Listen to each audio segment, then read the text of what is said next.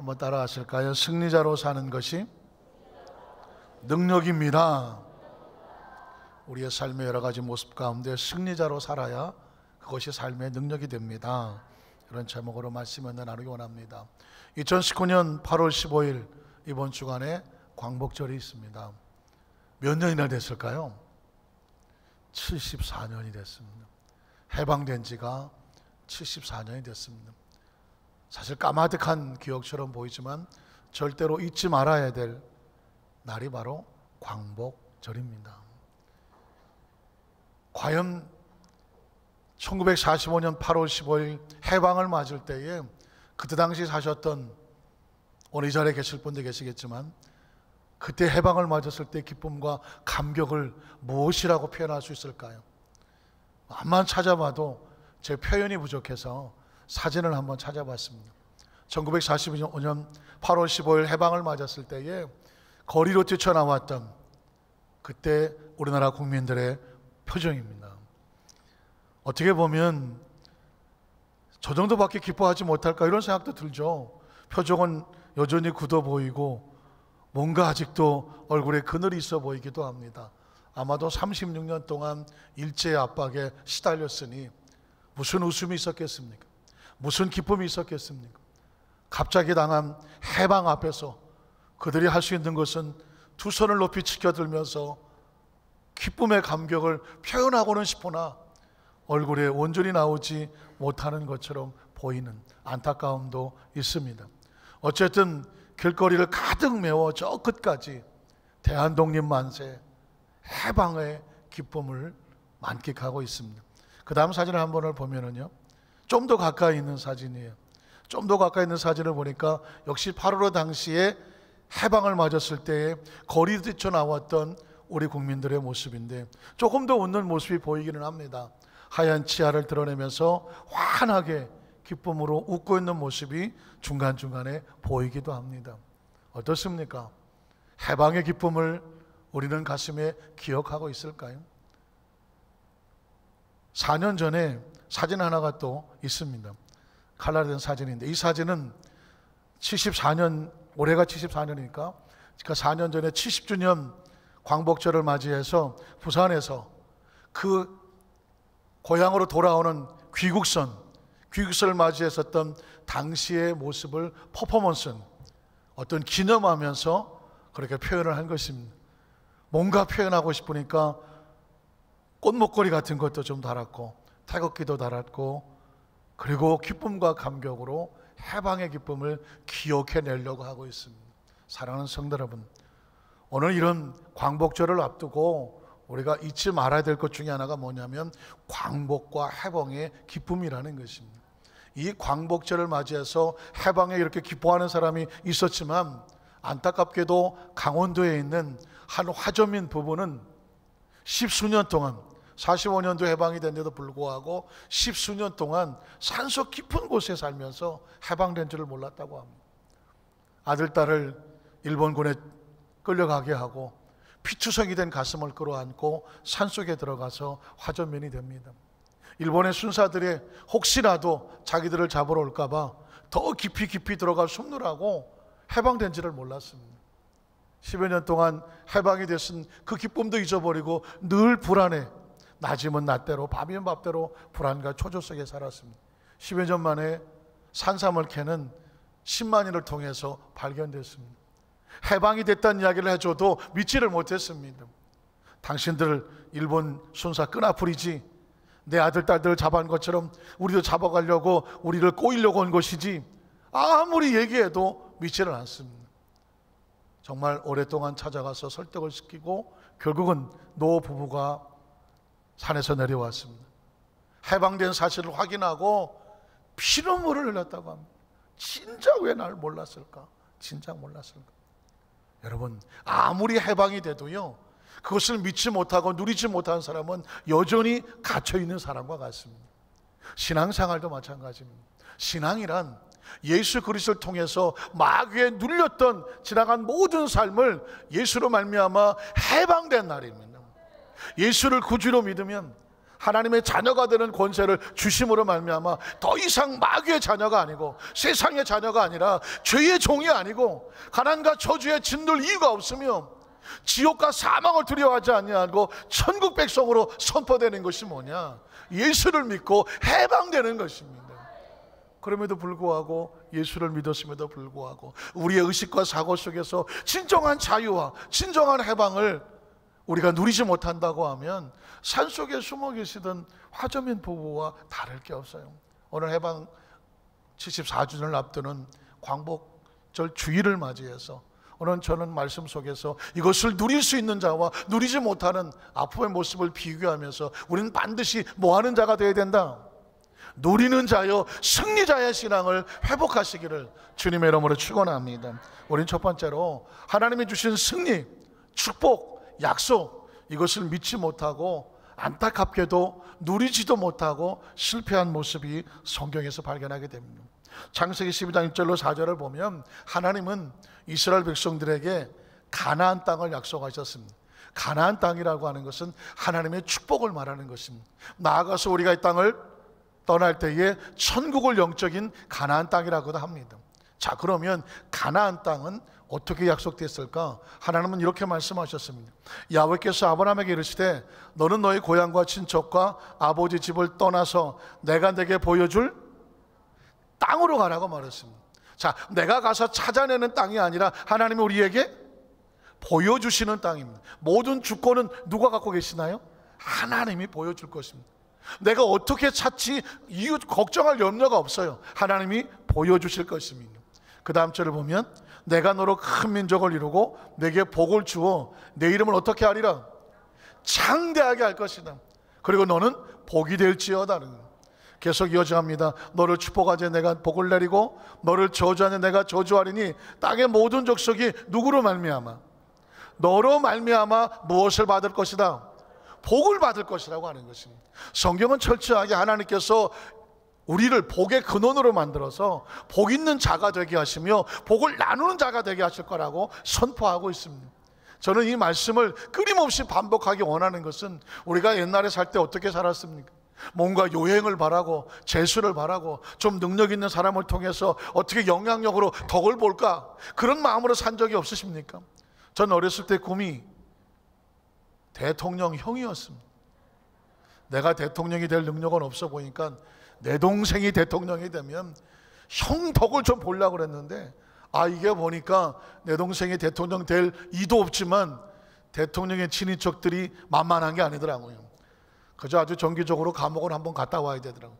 그래서 이게 좋은 게 아니구나. 어쨌거나 얄팍하게 뭔가 덕을 보려고 했었던 그런 제 마음의 농담 반 진담 반, 이게 얼마나 우스운 것입니까? 하나님은 저와 여러분에게 누구 때문에 복을 받아라 이렇게 말하지 않습니다. 내가 너로 복의 근원이 되게 하리라. 너로 인하여 너의 가정이 복되게 하라. 너로 인하여 너의 공동체가 복되게 하라. 심지어 나가서 이렇게 말합니다. 너로 인하여 땅의 모든 족속이 무엇을 받으리라? 복을 받으라고 말했습니다. 우리의 의식과 사고 속에서 완전히 바꿀 것은 뭐냐면, 재수가 있게 하시옵소서, 요행이 있게 하시옵소서, 누가 좀 어떻게 나를 도와주게 하시옵소서가 아닌 것입니다. 하나님은 네가 복 있는 자가 되라, 내가 너로 복 있게 하리라. 믿으십니까? 우리의 의식 속에 사고 속에 내가 복 있는 자가 돼서 복을 나누는 자가 되기를 누가 원하신다? 하나님이 원하신다는 것입니다.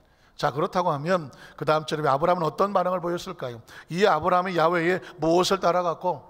말씀을 따라가는 것입니다. 말씀은 약속입니다. 하나님의 마음이고 계획이고 비전이고 꿈이라고 말하는 것입니다.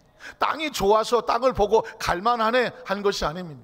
내가 가지고 있는 능력이 많아서 이 정도만 가져가서 땅의 주인 되겠지 한 게 아닙니다. 아브라함이 할 수 있던 모든 것은 뭐냐? 하나님의 약속을 믿고 가는 것입니다. 오늘 저와 여러분이 이 땅의 삶을 살면서 복 있는 삶을 살다가 천국에 갈 때 무엇을 보고 갑니까? 천국을 보고 갑니까? 가봤으니까 갑니까? 아닙니다. 우리의 미래를 가봤으니까 살만합니까? 아닙니다. 우리의 미래는 안 보입니다. 우리가 미래를 미리 가볼 수가 없습니다. 천국은 아주 멀어 보입니다. 그러나 우리가 믿는 것은 하나님의 약속의 말씀입니다. 내가 너를 복되게 하리라. 내가 너를 그 길로 인도하여 드리리라. 계속 성경은 하나님의 약속이 선포됩니다. 창세기 13장 14절로 17절을 보면 롯이 아브라함을 떠났습니다. 롯을 의지했거든요.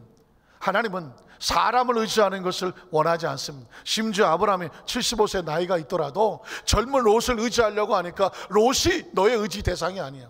너의 의지의 대상은 하나님입니다. 혹시 사람을 의지하십니까? 환경을 의지하십니까? 기억하십시오. 한번 따라 하실까요? 하나님은 내가 사람이 아닌 누굴 의지하기 원하신다? 하나님을 의지하기 원하십니다. 그걸 훈련시키기 위하여 때로 나에게 잘해주던 사람이 나를 떠나기도 합니다. 나를 돕던 손길이 중단되기도 합니다. 재수가 없을까요? 운이 없을까요? 아니에요. 하나님은 지금 누구를 바라보기 원하신다? 하나님만 바라보기 원하십니다. 그게 진짜 축복이 되기 때문입니다. 롯이 떠나고 나니까 야훼께서 아브라함에게 이렇게 말씀하십니다. 너는 눈을 들어 너희 있는 곳에서 북쪽과 남쪽 그리고 동쪽과 서쪽을 바라보라. 보이는 땅을 내가 너와 네 자손에게 뭐하리니? 준다고 말했습니다. 준다고 말했습니다. 이건 나에게 주시옵소서가 아닙니다. 내가 너를 통해서 하나님의 일을 하고자 하는데 너에게 이 땅이 필요하다. 내가 너의 필요를 알고 내가 주리라고 하는 것입니다. 주님, 내가 필요하니까 나에게 주십시오가 아닙니다. 하나님의 일을 하시는데 나에게 이 땅이 필요해. 그래서 내가 그 땅을 너에게 주시겠다고 말씀하는 것입니다. 오늘 저와 여러분의 축복은 그렇게 다가오는 것입니다. 하나님, 내가 이것도 주시고 저것도 주시옵소서가 아닙니다. 내가 너를 축복하여 사용하시는데 이게 필요하고 저것도 필요해서 그걸 누가 주시겠다고요? 내가 주겠다고 하는 것입니다. 우리가 얻어내는 것이 아니라 하나님 우리에게 부어 주시는 것입니다. 적어도 성경은 원칙적으로 그렇습니다. 아브라함이 그 땅을 달라고 말하지 않았습니다. 그 땅이 있는지도 몰랐습니다. 그 땅에 무슨 일 하는지도 몰랐습니다. 그런데 하나님은 아브라함을 그곳에 보내셔서 그곳에서 왕 하나님의 나라를 세우시기 위해서 그 땅을 주시겠다고 약속하신 것입니다. 뿐만 아니라 너와 내 자손에게 줄 것이니 영원히 이를 거라고 말하고 있습니다. 그 다음 절을 보면 내가 내 자손이 땅에 티끌 같게 하리니 사람의 땅에 티끌을 능히 셀 수 있으신데 내 자손도 세리라. 너는 일어나서 그 땅을 종과 횡으로 두루 다녀보라. 내가 그것을 내게 주리라. 제가 이런 얘기를 했습니다. 성이 주시면 딸 나면 이렇게 질 것 같아. 리니. 다음에 딸은 리라. 주리니 주리라. 제가 이런 조건한 이유는 뭐냐? 기억하십시오. 하나님은 저와 여러분에게 이렇게 약속했습니다. 주리니 주리라 그래요. 그러니까 이제까지 우리는 세상에서 뭔가 정말 어떻게 요행과 재수를 꿈꾸지만 성경은 절대로 하나님 백성을 요행과 재수에 묶어두지 않습니다. 하나님이 주실 것이며 하나님이 인도하시겠다고 말씀했습니다. 이게 머릿속에 박혀 있어야 돼요. 그래야 어떤 삶을 살다 갈지라도 하나님, 제가 여기 있습니다. 무엇을 하길 원하십니까? 나를 인도하여 주시옵소서. 하나님의 의사와 의식과 하나님 앞에 이걸 구하는 거죠. 자, 성경은 계속 이어집니다. 창세기 28장 12절로 15절을 보면 아브라함뿐만 아니라 야곱에게도 주시겠다고 말했습니다. 꿈에 본 저 사닥다리가 땅 위에 서 있는데 그 꼭다리가 하늘에 닿았고, 또 본 저 하나님의 사자들이 그 위에서 오르락 내리락 하고, 또 먼저 야훼께서 그 위에 서서 이르시되 나는 야훼는 너희 조부 아브라함의 하나님이요 이삭의 하나님이라. 내가 누워있는 땅을 내가 너와 내 자손에게 주리니라고 말하고 있습니다. 성경은 계속 반복됩니다. 이게 하나님의 의지예요. 의도예요. 아브라함에게도 계속 주리니 주리라. 야곱에게도 말합니다. 그 땅을 내 자손에게 주리니 어떻게 됩니까? 내 자손 땅에 티끌같이 되어 내가 서쪽과 동쪽과 북쪽과 남쪽으로 퍼져나가게 될 것이며 땅의 모든 족속이 너와 내 자손으로 말미암아 무엇을 받으리라? 복을 받으리라. 아브라함으로 인하여 복을 받으리라. 그 후손인 야곱을 통해서도 너와 내 자손을 통하여 복을 받으리라고 말했습니다. 아브라함과 이삭과 야곱은 저와 여러분의 믿음의 조상을 상징합니다. 그들에게 약속했다면 그 약속은 누구에게도, 나에게도, 우리에게도 동일하게 선포되는 것입니다. 이 약속의 말씀은 아브라함과 이삭과 야곱만 주는 게 아닙니다. 믿음의 우선인 너와 내 자손에게, 우리에게도 동일하게 적용되는 것이죠. 믿으십니까? 여러분은 믿음의 자손입니다. 축복의 자손입니다. 예수님을 구주로 믿으시면 아멘 하시기를 바랍니다. 예수를 구주로 믿음으로 말미암아 우리는 하나님의 자녀가 되는 복을 얻은 줄로 믿습니다. 출애굽기 3장 15절로 18절을 보면 이제 하나님께서 그 땅을 위해서 모세에게 인도합니다. 하나님이 또 모세에게 이르시되 너는 이스라엘 자손에게 이같이 이르기를 너희 조상의 하나님과 야훼 곧 아브라함이 나오죠. 자, 이 가나안 땅을 얘기할 때 아브라함과 이삭, 야곱이 나오면 이유가 뭘까요? 아브라함에게 약속하고 이삭에게 약속하고 야곱에게 약속한 땅이기 때문에. 그걸 그래서 가나안 땅을 무슨 땅이라고 말합니까? 약속의 땅이라고 말하는 것입니다. 자, 야곱의 하나님께서 나를 너에게 보내셨다 하라. 이는 나의 영원한 이름이요 대대로 기억할 나의 증언이라. 너는 가서 이스라엘 장로들을 모으고 그들에게 이르기를 야훼 너희 조상의 하나님 곧 또 나오죠. 아브라함과 이삭과 야곱의 하나님이 약속하시면 이루시는 하나님, 가나안 땅을 주시겠다고 말씀하신 하나님이 모세에게 나타나서 이르시되 내가 너희를 돌보아 너희가 애굽에서 당한 일을 확실히 보았노라. 내가 말하였거니와 내가 너희를 애굽의 고난 중에서 건져내고 인도하여 젖과 꿀이 흐르는 땅. 누구에게 약속했죠? 아브라함에게. 누구에게? 이삭에게. 누구에게? 야곱에게 약속하신 그 땅. 그 땅에 가나안 족속, 헷 족속, 아모리 족속, 브리스 족속, 히위 족속, 여부 족속, 가나안 7족속이라고 말합니다. 그 땅으로 어떡하게 하리라? 올라가게 하리라. 밑줄을 치실 필요가 있습니다. 한번 따라 하실까요? 올라가게 하리라. 이스라엘 백성은 지금 애굽에서 노예로 되어 있습니다. 그들이 스스로 할 수 있는 것은 아무것도 없습니다. 그런데 이렇게 말합니다. 내가 너희를 애굽에서 건져내어 광야를 통과하고 그 약속의 땅에 뭐하게 하리라? 올라가게 하리라. 17명만 따라 하시는 거 이유를 알아요. 에이, 올라가겠어. 올라가겠어. 우리가 이 땅에서 300년을 노예를 사는데 아이고 이 80 먹은 노인이 와서 우리한테 하는 말이 저 가나안 땅에 올라가게 한다더라. 그 말을 믿고 따를 사람이 누가 있겠습니까? 경험과 상식과 가지고 있는 지식과 환경과 여건을 바라보니 언감생심 안 되는 거죠. 그러나 하나님의 사람은 무엇을 믿고 산다? 하나님의 약속을 믿고 사는 거예요. 저와 여러분이 가나안 땅 가서 점령하는 것이 아니라 하나님이 올라가게 하시는 것입니다. 지나온 과거를 보십시오. 우리가 살아왔습니까? 하나님이 살게 하셨습니까? 살게 하셨습니다. 젊었을 땐 잘 몰랐는데 조금 나이를 먹고 보니까 인생이란 내가 사는 것 같지만 내가 사는 게 아니었어. 수없이 많이 죽을 고비가 있었어요. 수없이 많이 이 세상을 떠날 고비가 있었어요. 그런데 이제까지 살아남았다는 얘기는 그가 살게 하신 것입니다. 앞으로 미래를 살아가면서도 막연한 것 때문에 염려, 근심, 걱정됐지만 살게 하셔야 사는 거예요. 살게 하셔야 사는 것이고요. 내가 언제까지 살겠다 누구도 장담하지 못해요. 하나님의 법칙은 그렇습니다. 저와 여러분의 삶은 하나님이 살게 하셔야 사는 것이고 올라가게 하셔야 올라가는 것입니다. 그런데 오늘 말씀합니다. 내가 너희를 올라가게 하리라. 한번 따라 하실까요? 올라가게 하리라. 올라가게 하리라. 올라가게 하리라. 하나님께서 여러분이 약속의 말씀을 주신 것, 기도 가운데 받은 것, 환상 가운데 받은 것, 비전 가운데 받은 것, 말씀 가운데 받은 것, 여러분의 마음속에 하나님 나에게 이런 약속의 땅을 바라보고 있습니다. 주님이 주신 것을 마음에 사모하고 있습니다. 기다리고 있습니다. 어떻게 들어갑니까? 내가 올라가게 하리라. 올라가게 하리라. 자, 하셨다 하면 어떻게? 그들이 내 말을 들으리니 너는 그들의 장로들과 함께 애굽 왕에 이르기를 히브리 사람 하나님 야훼께서 우리에게 임하셨즉 우리가 우리 하나님 야훼께 제사를 드리려 하오니 사흘길쯤 광야로 가도록 허락하소서. 자, 말씀이 전달됐습니다. 출애굽기 4장 28절로 31절에 보면 모세가 야훼께서 자기의 분과에 보내신 모든 말씀과 야훼께서 자기의 명령하신 모든 이적을 아론에게 알리니라.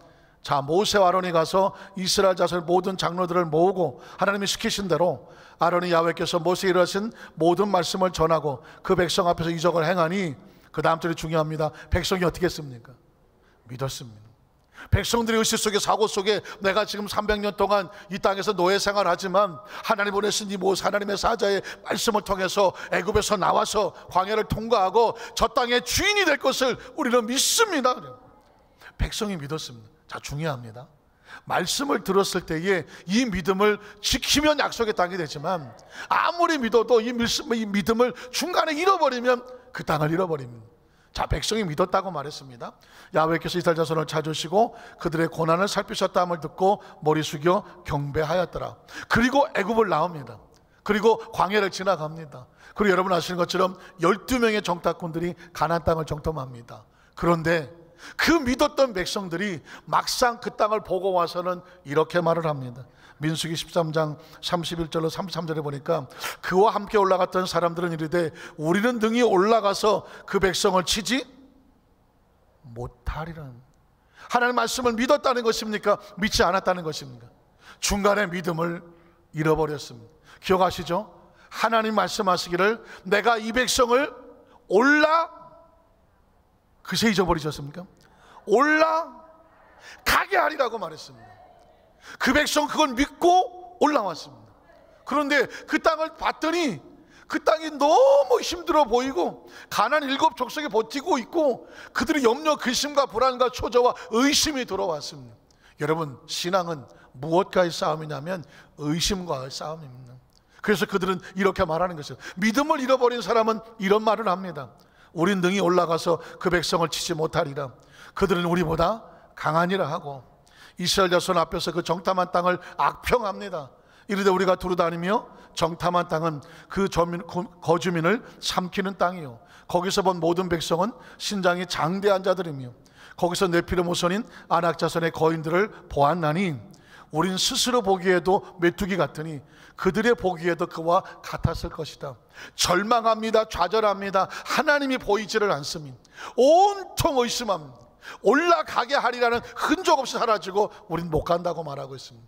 사랑하는 성도 여러분, 여러분의 마음속에 생각하고 있는 믿음의 고백은 어떻습니까? 올라갈 수 있을 것 같습니까? 못 올라갈 것 같습니까? 올라갈 수 있을 것 같습니까? 못 올라갈 것 같습니까? 사랑하는 성도, 의식 속에 사고 속에 오늘 아예 광복절을 앞두고 광복이 돼도 믿지 못하면 산속에 들어가서 여전히 식민지 국가인 줄 알고 삽니다. 그러나 믿고 확신하면 광복의 기쁨을 누리는 거죠. 하나님은 말씀합니다. 올라가리라. 이 말씀이 선포가 되면 올라간 자입니다. 승리한 자이거든요. 믿고 올라가면 되는 것입니다. 가게 하시는 분은 하나님입니다. 그것을 믿지 못하면 가나안 땅을 눈앞에 두고도 믿음을 잃어버리면 모든 걸 잃어버립니다. 한번 따라 하실까요? 믿음을 잃어버리면 모든 것을 잃어버린다. 자, 이들은 믿음을 잃어버렸습니다. 어떻게 될까요? 민수기 14장 1절로 4절에 보면 온 백성이 절망합니다. 온 회중이 소리를 높여 부르짖으며 백성이 밤새도록 통곡하였더라. 이스라엘 자손이 다 모세 아론을 원망하며 온 회중이 그들에게 이르되 우리가 애굽 땅에서 지나간 과거의 절망과 좌절에 죽었거나 이 광에서 죽었으면 좋았을 것을 어찌하여 야훼가 우리를 그 땅으로 인도하여 칼에 쓰려지게 하려는. 이젠 이렇게 말합니다. 하나님이 올라가게 하신다고 믿었다가 믿음을 잃어버리니까 뭐라고 말했냐면 하나님이 우리를 죽이려고 한다고 생각합니다. 그리고 4절에 보면 이렇게 말합니다. 우리 처자가 사로잡히리니 차라리 애굽으로 노예로 돌아가는 것이 낫지 아니하냐. 그들은 과거를 돌이킵니다. 4절에 보니까 이에 서로 말하되 우리가 한 지휘관을 세우고 애굽으로 돌아가자고 말합니다.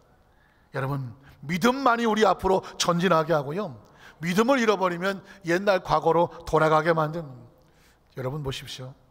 제가 오늘 이 광복절 주일에 하나님의 말씀을 봤는데 우리 안산교회 모든 성도들 의식 속에 사고 속에 단 아주 조그만 거라도 의심과 불신앙과 설마 내가 이렇게 되겠어? 내가 정말 복 있는 사람이 되겠어? 내 앞길에 올라간 일이 생기겠어? 그런 조금의 불안한 마음과 어두운 마음들이 깨끗이 사라지게 하여 주시옵소서.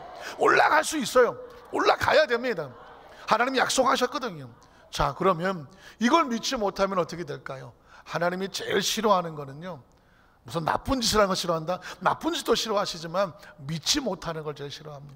한번 따라 하실까요? 우리가 믿지 못하는 것을 하나님이 제일 싫어하신다. 그래서 믿지 못하는 사람을 하나님이 제일 미워하시더라고요.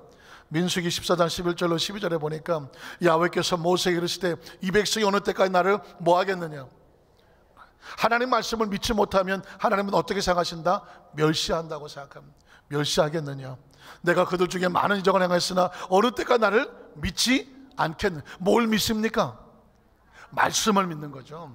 우리는 하나님의 말씀을 믿는 겁니다. 말씀을 믿지 못하면 믿음이 없는 거거든요. 나를 믿지 않겠느냐? 내가 전염병으로 그들을 쳐서 멸하고 내게 그들보다 더 강한 나라를 이루게 하리라.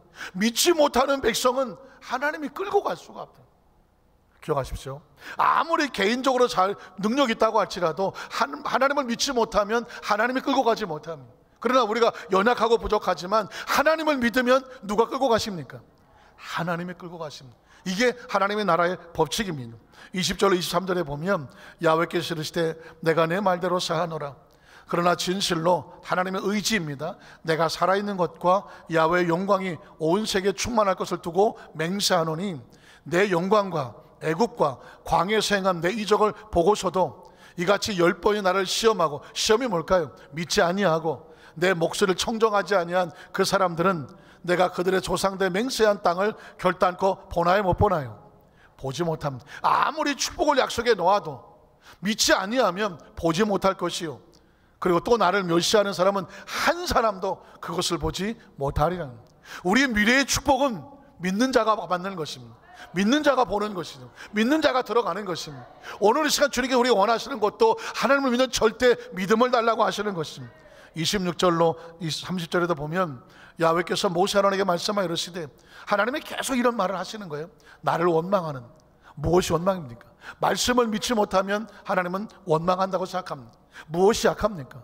말씀을 믿지 못하면 이 약한 회중에게 내가 어느 때까지 참느냐? 참지 못하십니다. 그 다음 절을 보면 이스라엘 자손 나를 향하여 원망하는 바, 그 원망하는 말을 내가 어떻게 들었다고. 얼마나 마음이 아프실까? 하나님을 믿지 못하고 원망하는 것을 하나님 마음이 어떤 창차가 될까요? 그 다음 절을 보면 그래서 그들에게 이르기를 야훼의 말씀에 내 삶을 두고 맹세하노라. 너희 말이 내 귀에 들린 대로 믿음의 고백을 하면 믿음대로 될지어다 하고, 믿지 아니하면 믿지 않은 대로 될지어다 하시는 거예요. 그러니 내 귀에 들린 대로 내가 너희에게 행하리니 너희 시체가 이 광야에서 엎드러질 것이라. 너희 중에서 20세 이상으로 계시된 자 곧 나를 원망한 자는 전부가 어떻게 돼요? 여분네 아들 갈렙과 눈의 아들 여호수아 외에는 내가 맹세하여 너희에게 살게 하리 한 땅에 들어갑니까 못 들어갑니까? 결단껏 들어가지 못하리라, 이렇게 말했습니다. 35절로 37절도 동일한 이야기를 합니다. 나 야훼가 말할거니와 모여 나를 거역하는 이 악한 온 회중에게 내가 반드시 이같이 행하리니 그들이 광야에서 소멸되어 거기서 죽으리라.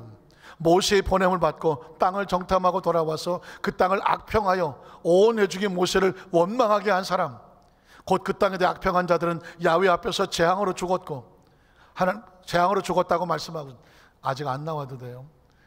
요즘 자막이 엄청 빨라갖고 내가 쫓아가다가 지금. 여러분 보십시오. 하나님의 마음을 아시겠습니까? 믿는 자들에게는, 말씀을 믿어주는 자는 하나님의 마음이 너무 감동이 되셔요. 그런데 믿지 아니하는 사람은, 믿어지지 않는 사람은 하나님의 마음이 아파하시는 것을 볼 수가 있습니다. 제가 아까 광복이 돼도 강원도 산 쪽에서 화전민으로 써서 듣지 못하고 나온 사람, 그래서 10여 년 동안 고통 속에 있던 사람 말씀을 드렸죠. 일본에는 더 심각한 사람이 있습니다. 제가 사진 하나를 보여드리겠는데, 이 사람이 오네다 히로라고 하는 일본군 소위입니다. 그 당시에 그 전쟁 속에 필리핀으로 파송을 됐습니다. 필리핀 룽바라고 하는 섬으로 그쪽에 파견이 되어져서 그곳에 근무를 하던 오네다 히로라고 하는 당시 22살의 일본군 소위였습니다. 그곳에서 연합군과 전쟁을 하고 있었을 때 군령이 뭐냐면 절대로 항복하지 마라. 어떤 상황이 되더라도 항복하지 마라. 이거 하나를 가지고 필리핀에서 연합군과 전쟁을 벌였습니다. 1945년 8월 15일에 일본이 무조건 항복하고 패망을 했습니다. 그리고 전쟁은 끝났습니다. 그런데도 불구하고 이 오네다 히로는, 소위는 그로부터 74년에 발견될 때까지 30년 동안 필리핀 룽바섬 그 정글에서 여전히 전쟁 중인 줄 알고 살았습니다. 그 속에서 군복을 입고, 그리고 그 밀림의 전투에서 절대로 잡히지 않으리라, 항복하지 않으리라, 그렇게 30년을 살 다음에 발견된 사진이 두 번째 사진입니다. 이 사람은 아직도 군인입니다. 눈이 번쩍번쩍하죠. 그러나 그 이 22살의 얼굴에, 애틋했던 얼굴은 온데간데 없고, 장굴 속에서 혼자 지내던 새카맣게 그을린 얼굴로 발견이 됐습니다. 이때 이 30년 동안에 연합군들이 전쟁이 끝났다고 방송으로 광고를 하기도 하고, 그리고 우리식으로 말하면 삐라같이 전단지를 뿌려서 전쟁이 끝났으니까 빨리 돌아오라고 아무리 해도 절대로 믿지 않았다는 것입니다. 심지어 오네다 히로 밑에 부하로 있던 사람들이, 사병들이 마이크를 가지고 히로 우리 소위님 전쟁은 끝났습니다, 나오십시오 나오십시오. 그래도 깊이 숨었답니다. 아마도 연합군들이 나를 갖다가 회유하려고 내 부하들을 시키는 모양, 믿지 않았다는 것입니다. 그렇게 30년을 있었습니다. 그리고 30년 만에 겨우 발견이 돼서 거의 붙잡힐 때 강제로 끌려 나왔습니다. 왜 안 나오려고 하니까. 그리고 전쟁이 끝났고 새롭게 된 세상을 뒤늦게 알았습니다. 그리고 나서 그것을 받아들이고 새롭게 누리는 사진이 바로 오른쪽에 있는 사진입니다. 가운데 있는 사진하고 오른쪽에 있는 사진하고 얼굴 표정이 어떻습니까? 이 사람이 만약 정글에서 그대로 살았으면 저 모습으로 죽었을 거예요. 그러나 지금은 이 사람은 오히려 그 밀림에 있었던 그 생활을 발판으로 해서요, 정글에서 살아남는 법 이런 거 강의하고 다닌다고 합니다. 여러분 보십시오. 저는 오늘 시간에 말씀을 증거하는데 굉장히 절박합니다. 왜냐하면 예수를 믿고 구원받고 하나님의 자녀가 되었음에도 불구하고 우리의 의식 속에, 사고 속에 마귀가 숨어놓은 의심과 불안과 초조와 절망과 두려움과 이게 머릿속에 박혀 있어서 마치 오네다 히로같이 아무리 복음이 전파되고 해방이 되었습니다, 이제 전장은 끝났습니다, 우리는 승리자가 되었습니다, 아무리 선포해줘도 믿지 않는 크리스찬들이 얼마나 많이 있는지 몰라요. 여전히 절망하고 여전히 낙심하고 여전히 불안해한다는 것입니다. 그래서 여러분, 두 번째 마지막으로 말씀드리고 싶은 것은 뭐냐면, 하나님의 자녀들은 승리자의 고백으로 살아야 돼요. 승리자의 고백으로 사는 백성에게 하나님의 축복의 말씀이 있습니다. 민수기 14장 5절 10절에 보면 여호수아 갈렙은요, 의식과 사고 속에 승리자의 의식이 있었습니다. 그들의 고백을 한번 들어보시겠습니까? 모세, 아론이 이스라엘 자손의 온 회중 앞에서 엎드렸습니다. 그 땅을 정탐한 자 눈의 아들 여호수아와 여분의 아들 갈렙이 자기들의 옷을 찢었습니다. 이 마음을 표현할 수가 없어요. 이 하나님이 분명히 약속의 땅을 축복으로 주셨는데 전부 패배자가 되어서 못 들어간다, 절망이다, 좌절이다, 백성들을 울고 보고 난리를 치고 하나님 우리를 죽이려고 한다니 견딜 수가 있습니까? 옷을 찢고 그들의 아픈 마음을 전합니다. 그리고 또 말합니다. 이스라엘 자손의 온 회중에 말하 이르되 우리가 두루다니며 정탐한 땅은 심히 아름다운 땅이. 사랑하는 성도 여러분, 오늘 우리의 삶의 모습이 어떻게 보입니까? 내 인생은 왜 이럴까? 우리 가정은 왜 이럴까? 세상은 왜 이럴까? 절망으로 보입니까? 악평합니까? 두려워 보입니까? 오늘 여호수아 갈렙같이 승리자의 눈으로 바라보면 하나님은 저와 여러분을 승리자로 만들었고 우리의 삶은 아름다운 땅입니다. 여러분의 가정은 아름다운 가정이고 사업과 직장도 아름다운 곳입니다. 내 인생의 삶을 아름답게 하기를 원하십니다. 그건 내가 뭘 잘해서가 아니라 여건과 환경이 좋아서가 아니에요. 하나님께서 우리의 삶의 목적이 너는 아름다운 땅에서 살아라, 아름다운 삶을 살아라, 살게 해줄게, 이게 약속이기 때문에 그래요. 세상에 어떤 부모가 자기 자식이 힘들고 고생하면서 불편하게 살길 원하겠습니까? 어떻게 해서든지 세상의 모든 부모는 할 수 있는 한 자기 자녀가 정말 행복하고 아름답게 잘 살기를 원합니다. 하나님의 마음이 그렇습니다.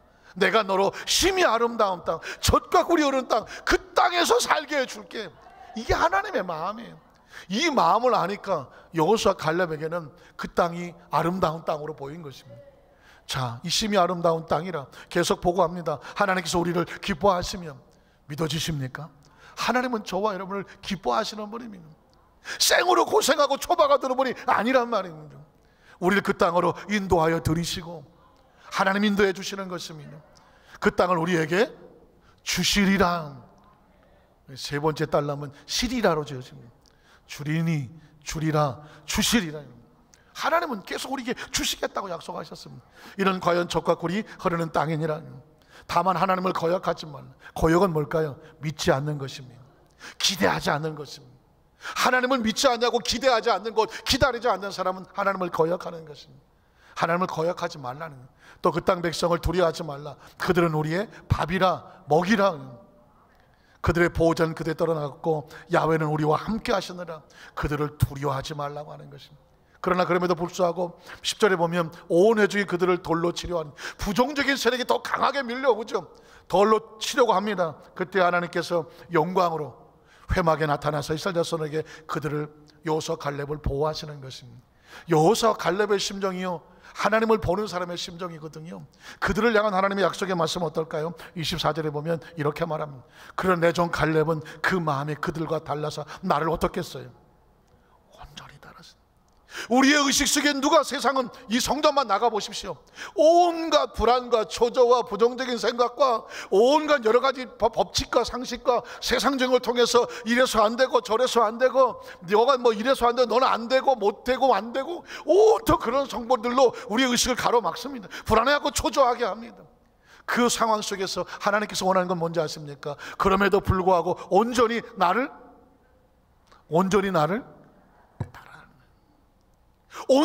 따라서는요 어떻게 될까요? 그가 갔던 땅으로 내가 그를 인도하여 드리니 온전히 따르는 그의 자손이 그 땅을 뭐하리라? 차지하리라. 성경을요 제가 읽어보니까 그냥 하나님은 한마디만 하시더라고요. 뭐 66권 뭐 신약 구현에서 뭐 39, 27, 66권이나 있지만 의도는 뭐냐면 전심으로 나를 믿고 따라달라는 것입니다.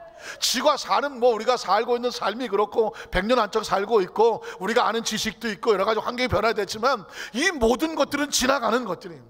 진짜는 뭐냐면 그 가운데서 한 가지만 믿고 따라와라. 하나님만 하나님이라는 것입니다. 그가 인도하신다는 것입니다.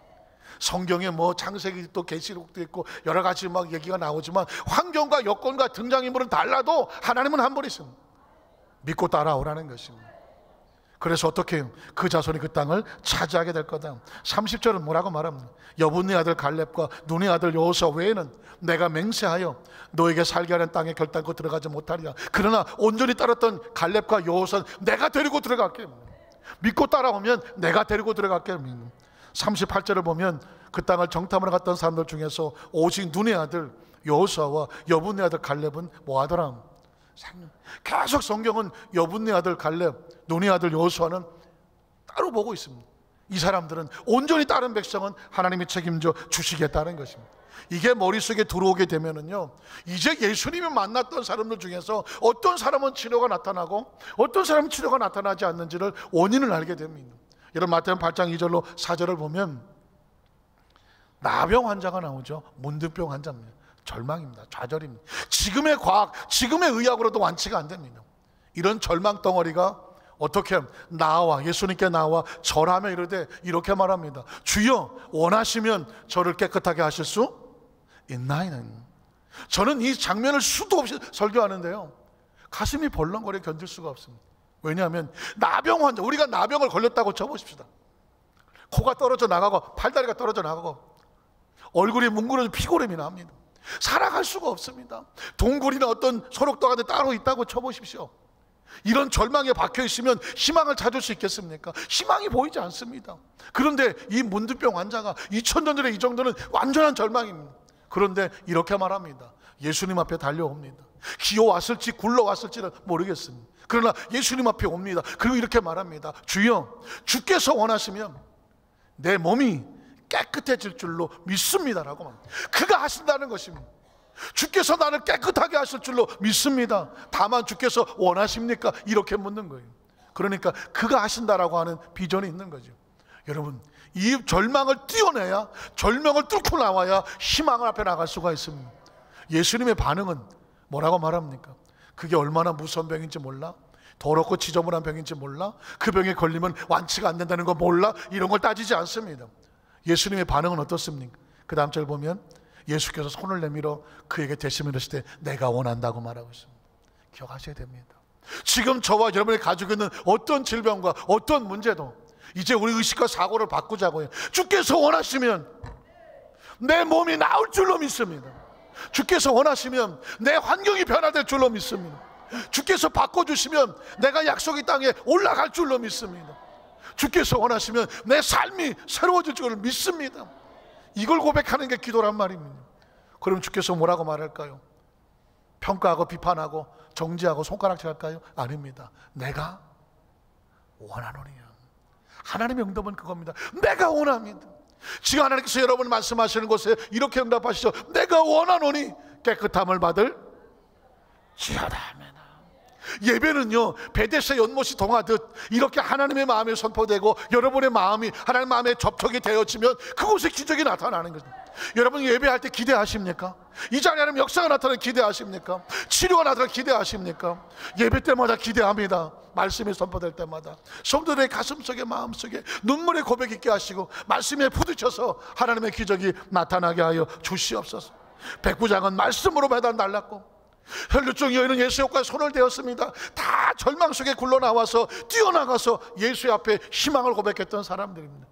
왜냐하면 이 축복이 주어졌으니 너희가 받아 누리라는 것입니다. 여러분 혹시 기억하십니까? 우리나라 비행기를 국적기와 저가 항공으로 나눈다고 말씀을 드렸습니다. 그런데 알고 보니까 원칙은 다 국적기예요. 국적기란 뭐냐? 나라의 국적이 있는 국적기잖아요. 국적 없는 비행기가 어디 있습니까?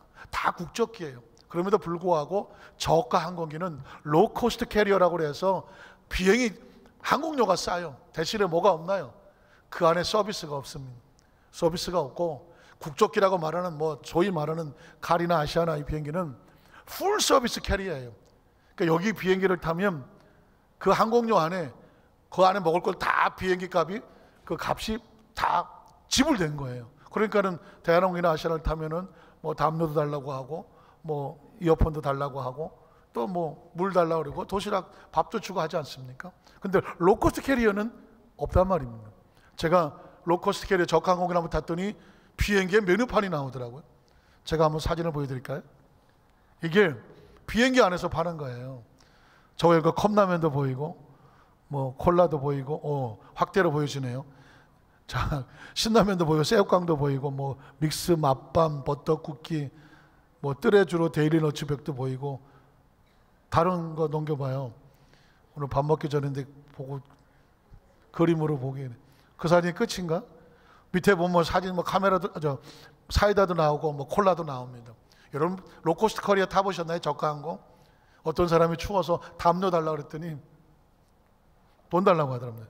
비행기 안에서 담요 달라고 했더니 돈 달라고 하고요. 이어폰 달라고 했더니 돈 달라고 하고 콜라 한 잔 달라고 그랬더니 1,000원 2,000원 달라고 하더랍니다. 왜 그럴까요?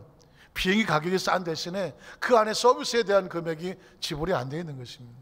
여러분 예수 그리스도는요 우리에게 풀 서비스 캐리어로 오신 거예요. 성경은 그 얘기를 하고 싶은 건 예수를 믿고 하나님의 자녀가 되면 하나님 안에 보장된 것들은 풀 서비스인 거예요. 죄 사함을 받는데 돈 달라고 하지 않아요. 병 고침하는데 돈 달라고 하지 않아요. 하나님 축복을 받는데 돈 달라고 하지 않아요. 하나님의 자녀가 되면 아버지 것이 내 것이 되고 하늘나라가 상속이 되는 거예요. 그 의식과 사고를 성경은 우리에게 외치고 있는 것입니다. 예수를 믿고 수십 년이 되어도 여전히 생활 걱정을 하고 여전히 죄책감에 시달리고 여전히 뭘 내가 열심히 해야 하나님 뭘 주시나 라고 하는 어떤 노동의 대가를 하나님 역사하시는 게 아니에요. 하나님의 자녀면 그 풀서비스 비행기를 탔으면 그 안에 축복은 자동으로 주시는 거예요. 하나님 여러분을 사랑하시고 축복하셔서 죄에서 사하시고 병을 고치길 원하신다니까요. 하나님이 우리가 원하는 것보다 우리 병을 고치길 원하셔요.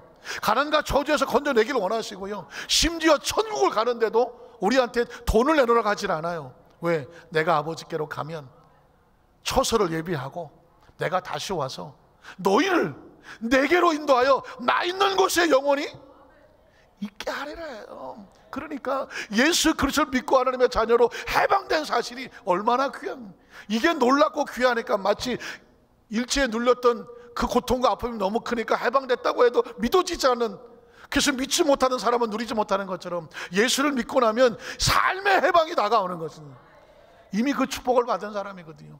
그 축복의 주인공을 믿어주는 것을 신앙이라고 말합니다. 그 축복의 주인공으로 그 축복을 누리며 살아가는 우리 성령 되시기를 주의 이름으로 축원합니다.